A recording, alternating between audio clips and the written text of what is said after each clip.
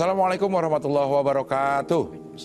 Alhamdulillah pagi hari ini kembali kita ketemu lagi di acara kesayangan kita. Barakallah, hidup semakin berkah. Amin. Dan kita akan membahas tema tentang pasanganku pergi meninggalkan utang. Kita akan membahas masalah ini bersama dengan Ustadz Solmed. Assalamualaikum Ustadz. Waalaikumsalam warahmatullahi wabarakatuh. Uda. Gimana kabarnya Ustadz? Alhamdulillah sehat Uda. Alhamdulillah. Bagaimana kabar Uda? Alhamdulillah sehat. Walafiat. Alhamdulillah. Iya. Sebelum kita lanjutkan lagi perbincangan ini, saya akan bacakan dulu artikel. Oke. Boleh nggak? Boleh dong. Oke. Ini ada artikel tentang suami Nurbaiti di konsel stres usai jatuh miskin lalu meninggal. Tinggalkan utang dan 2 anak lumpuh.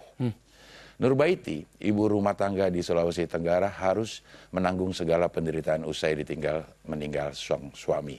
Bisnis yang dibangun bersama jatuh bangkrut, membuat suami Nurbaiti sakit-sakitan. Padahal sebelumnya begitu sukses dengan harta yang bergelimpangan.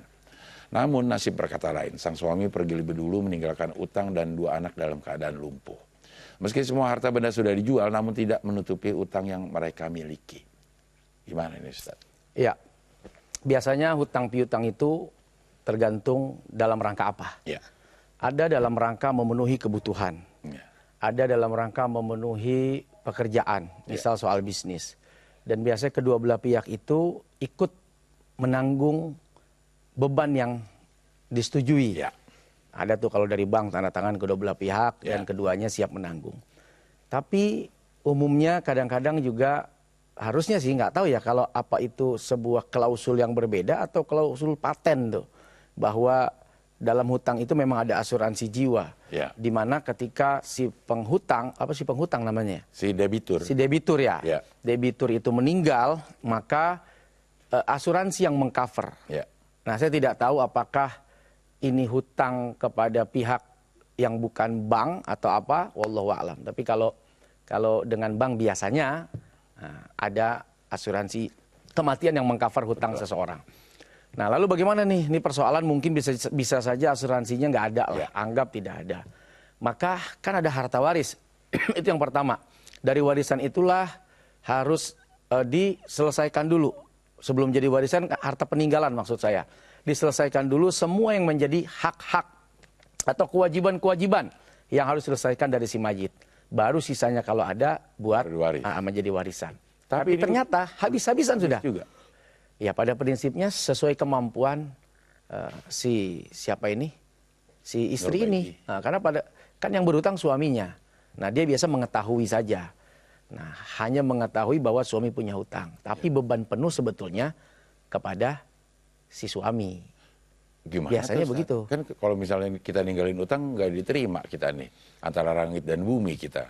Nah gini, kalau niatnya dari awal niatnya dia membayar dan itu sesuai kemampuan. Ya. Allah Maha tahu. Mudah-mudahan ya diberikan oleh Allah keringanan. Kecuali dari awal dia berhutang, satu niat tidak mau bayar, niatnya nggak mau bayar. Atau dia tahu bahwa dia tidak mampu untuk membayar hutang. Jangankan matinya, hidupnya aja nggak mampu sebetulnya karena secara penghasilan dia tidak bisa mencukupi dan tidak bisa mencapai target itu. Ya. Nah, tapi karena umur tidak ada yang tahu, maka sebetulnya habis di si suami, selesai di si suami. Nah, istri berupaya membantulah beban itu dengan sekuat tenaga sampai harta peninggalan suami pun sudah dibayarkan karena itu kewajiban.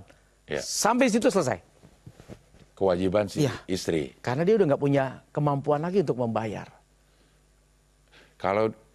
Apakah dengan demikian masih terkatung-katung antara langit dan bumi? Ya soal kemudian apakah dia akan dihisap amal-amal baiknya, lalu kemudian hutangnya menjadi hadiah buat si pemberi hutang.